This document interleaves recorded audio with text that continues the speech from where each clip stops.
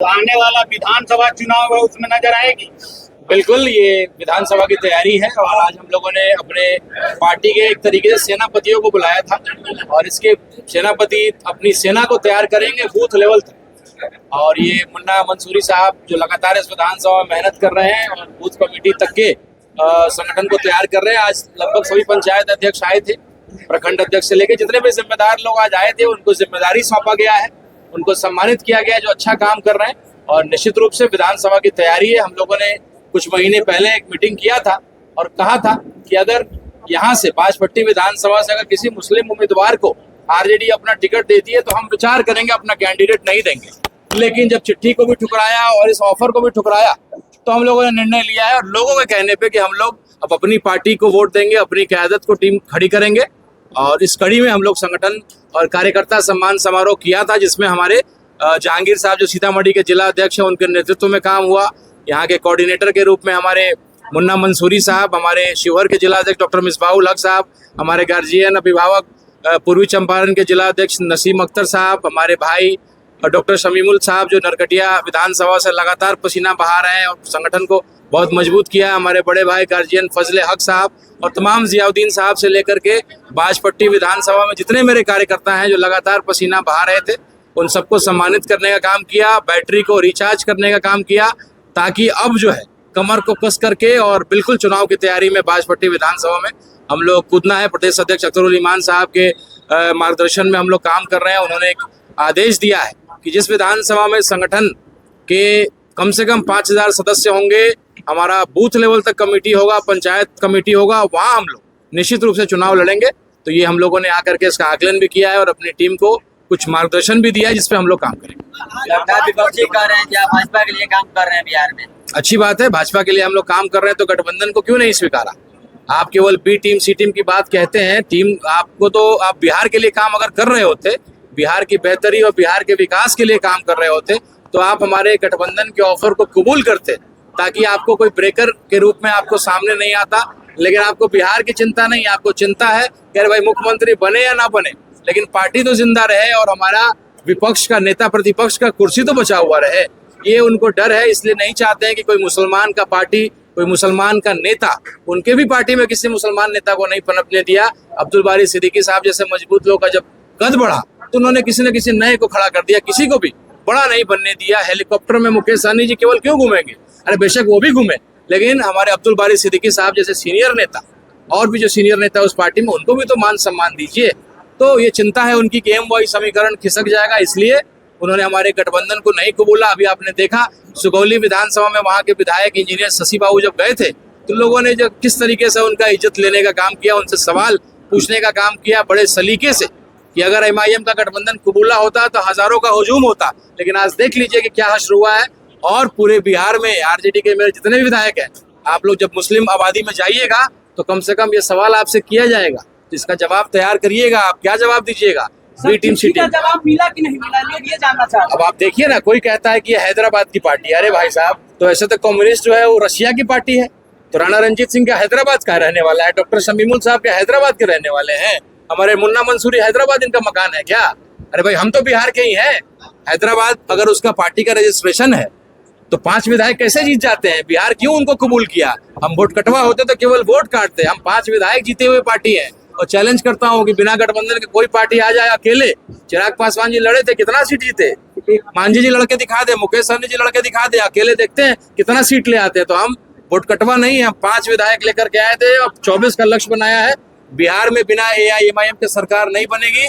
आपने चिट्ठी को नहीं कबूला। अखिलेश सिंह कहते हैं कि हम जो है क्या करते हैं, हम ये उल्टा सीधा जो धार्मिक उन्माद फैलाते हैं। आप सामुदायिक पार्टी है कह रहे हैं हमारी पार्टी को, तो पहले आप किस पार्टी में, पहले ये तो बता दीजिए।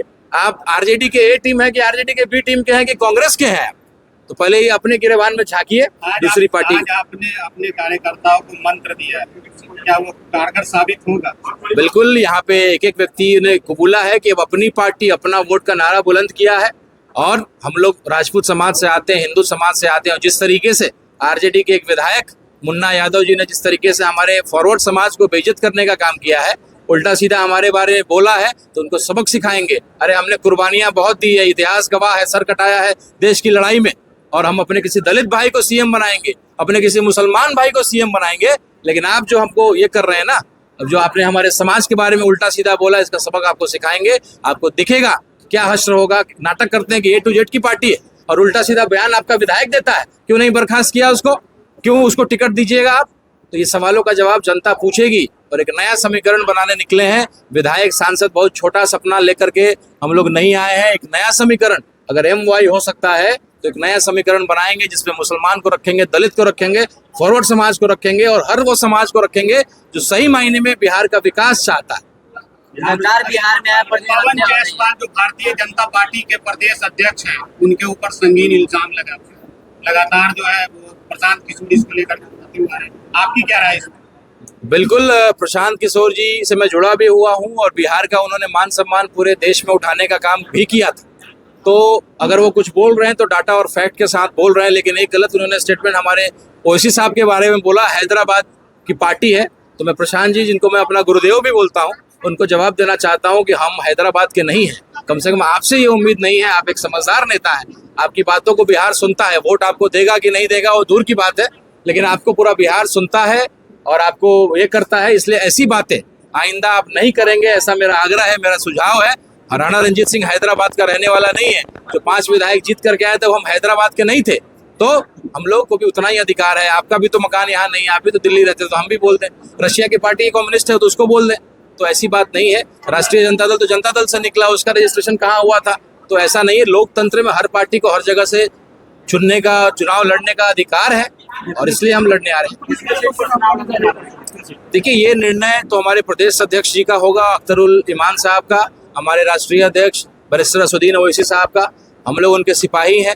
यहाँ तमाम जिला अध्यक्ष यहाँ हमारे तिरहुत प्रमंडल के हैं। 48 विधानसभा तिरहुत प्रमंडल में आता है, जिसका प्रभारी के रूप में मुझे पार्टी ने जिम्मेदारी दिया है।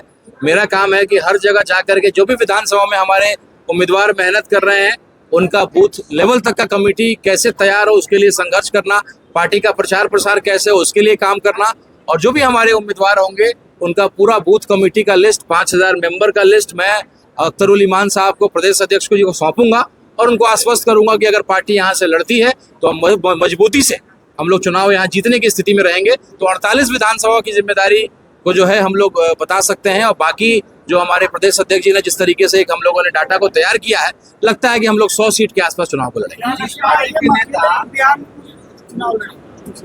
बाजपट्टी में क्या स्थिति है सर? देखिए, बाजपट्टी विधानसभा का आप आकलन जानते हैं, जातीय समीकरण भी जानते हैं, और एक क्रांतिकारी धरती है, रामफल मंडल साहब की धरती है, जिन्होंने सरकारी अंग्रेजों SDO को, दरोगा का गला काट दिया था जब उन्होंने हमारे लोगों पर अत्याचार किया था। तो आज जिस तरीके से सरकारी कर्मचारी अत्याचार कर रहा है, करप्शन का जो है एक एक तन झेलना पड़ रहा है हमारे यहाँ के गरीब लोगों को, और उसके लिए यहाँ के विधायक कुछ बोल नहीं रहे हैं, चुप रहते हैं, तो कहीं ना कहीं ये चिंता का विषय है। और एक नया बदलाव हम लोग लाना चाहते हैं। हम लोगों ने कहा था कि MY की बात करने वाले लोग, इस बार Y को मौका मिला, इस बार M को मौका दीजिए। ऐसा बंटवारा करिए, ऐसा एक समीकरण बनाइए कि एक बार अगर यादव जीतता है तो एक बार मुसलमान को मौका दीजिए।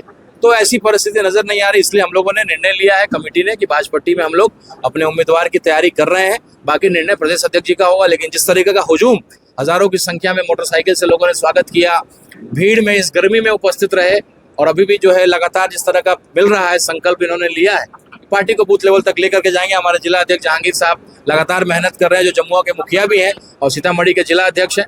तो इन लोगों का निर्णय होगा कमेटी बना करके सौंपना, और मुझे लगता है कि 48 में से 48 विधानसभा जो तिरहुत में आता है, कम से कम 10 से 15 सीटों पे हम चुनाव लड़ने की तैयारी करेंगे। मतदाताओं से क्या अपील करना चाहेंगे आप? यही अपील करना चाहेंगे कि बिहार की चिंता करिए। अब नैरेटिव पे बात हो कि हिंदू मुसलमान जाति धर्म में नहीं बंटना है, बेहतर कैसे बन सके हमारा बिहार, इस पे बात हो। आज तक आपने बाढ़ का समाधान नहीं किया।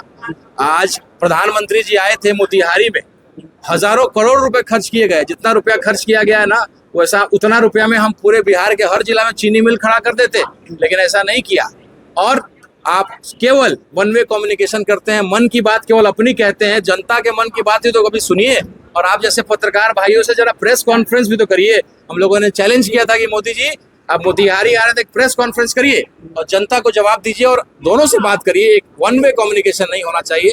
56 इंच का सीना सुना था कि आपका था, लेकिन जैसे आपने अमेरिका के राष्ट्रपति के कहने पे आपने सीज फायर किया, हमारा सर झुक गया। हम बहुत शर्मिंदा है हम लोग तो काला झंडा लेकर के वक्फ बोर्ड की लड़ाई लड़ रहे थे, लेकिन जब बात देश की आई, देश के दुश्मनों से लड़ने की आई, तो हमारे बैरिस्टर असदुद्दीन ओवैसी साहब के आदेश पे काला झंडा को फेंका और तिरंगा थामा और एक एक हिंदुस्तानी उसकी लड़ाई में कूद गया, पाकिस्तान मुर्दाबाद और हिंदुस्तान जिंदाबाद का नारा बुलंद किया। तो आज हिंदू मुसलमान में सौहार्द है, एक दूसरे की ताकत है, तभी हम लोग दुश्मनों से लड़ पाएंगे। लेकिन जो एक पार्टी चाहती है कि आपस में गृह युद्ध का जो है नौबत को पैदा कर दे, ये काम को नहीं करना है, अपनी समझदारी को दिखाना है। हम लोग पढ़े लिखे हिंदू हैं, ऐसी पार्टी के चक्कर में नहीं फंसेंगे, हम लोग आपसी संबंध खराब नहीं करेंगे, राजनीतिक रोटी सेकने का चूल्हा हम लोग नहीं बनेंगे, ऐसा हम लोगों ने संकल्प। मोतिहारी को मुंबई बनाएंगे। के नेता हमेशा मजलिस इत्तेहाद भाजपा का बी टीम कहता था, क्या मजबूरी आई कि वहां पे लेटर भेजना? देखिए, हम कभी नहीं चाहते हैं कि ऐसी पार्टियां जो धार्मिक उन्माद के रूप में जो है राजनीति करती है, धर्म में बांट करके राजनीति करती है। तो हम जानते हैं कि अगर आरजेडी की सरकार में अगर सबसे बड़ा रोड़ा है या महागठबंधन की सरकार में रोड़ा पड़ेगा या उनकी दिक्कतें आएंगी, सेकुलर वोटों का बिखराव होगा, तो हम वो नहीं करना चाहते थे। इसलिए हम लोगों ने बड़ा दिल दिखाया, आपने हमको पीठ पे छुरा भोंका, 4 विधायकों को तोड़ा, लेकिन हम लोगों ने झुक करके आपको जो है पत्र दिया, अपने संस्कार को दिखाया, लेकिन आपने उसको नहीं स्वीकारा। तो बाद में बी टीम सी टीम मत कहिएगा, जनता के सामने हम लोगों ने कह दिया, लिखित में दिया है। तो अब जब उन्होंने नहीं स्वीकारा है और उल्टा हम लोग को तरह तरह की बातें कह रहे हैं, तो अब वो झेलें, वो समझे। हमने कहा था दे दो केवल 5 ग्राम, रखो अपनी धरती तमाम, तो बड़ा विध्वंस होगा, वो समझे और वो झेलें उसको। सर, जिस तरह बिहार में चुनाव है और मतदाता ले लीजिएगा, आप पाठ करा लीजिएगा, मतदाता जो चुनाव आयोग की तरफ से आदेश हुआ है कि दूसरे आयोग में इलेक्शन किया जाए, जिस पर बिहार में बहुत सारे लोग जो है तरह की बातें आ रही, जो कंफ्यूज है कि अगले क्या उनके नाम आएंगे नहीं आएंगे। चुनाव आयोग की फैसले को किस तरह से देखते हैं और क्या कहना चाहिए? बिल्कुल सरासर नाइंसाफी है और संविधान को ताक पे रख करके, और ईडी हो गया, सीबीआई हो गया, और अब नया जो है हम लोगों ने तोता को रूप में देखा इलेक्शन कमीशन को। अरे भाई, हम सबसे अशिक्षित राज्य हैं, सबसे कमजोर, पढ़ाई लिखाई में सबसे कमजोर राज्य है, बाढ़ वाला इलाका है। अभी एक बार बारिश हो जाए, नेपाल का पानी घुस जाए तो सब हम लोग बाढ़ में त्राहिमाम कर जाएंगे। तो ऐसे स्टेट पे आप 1 महीने का मात्र समय देते हैं। देखिए, हमें परहेज नहीं है, ये आपका अधिकार है, आप बिल्कुल कराते, लेकिन 1 साल का समय देते, लंबा समय देते। अभी चूंकि सुप्रीम कोर्ट को जवाब देना है तो आपसे फॉर्म तेजी में वो भरवा रहा है, लेकिन उसके बाद कागजात आपसे मांगेगा, अंत तक आपको परेशान करेगा। और एक बड़ी आबादी जो एनडीए का वोटर नहीं है उसको परेशान करेगा, वोट को काटने का प्रयास करेगा, क्योंकि उनको मालूम चल गया है कि उनका ब्रांड मोदी जब फेल हो गया, जब वो एयरपोर्ट पे आए थे तो 100-200 आदमी तक नहीं खुले उनका शीशा का दरवाजा, और ऐसे जो हाथ हिलाते थे वो नहीं हुआ। मोतिहारी में सरकारी कर्मचारियों के फौज को खड़ा किया गया, रेलवे हो या जितने भी सरकारी कर्मचारी थे, अगर 50,000 लोग थे तो मैं चैलेंज करता हूँ कि 35,000 लोग लगभग वो सरकारी कर्मचारी थे।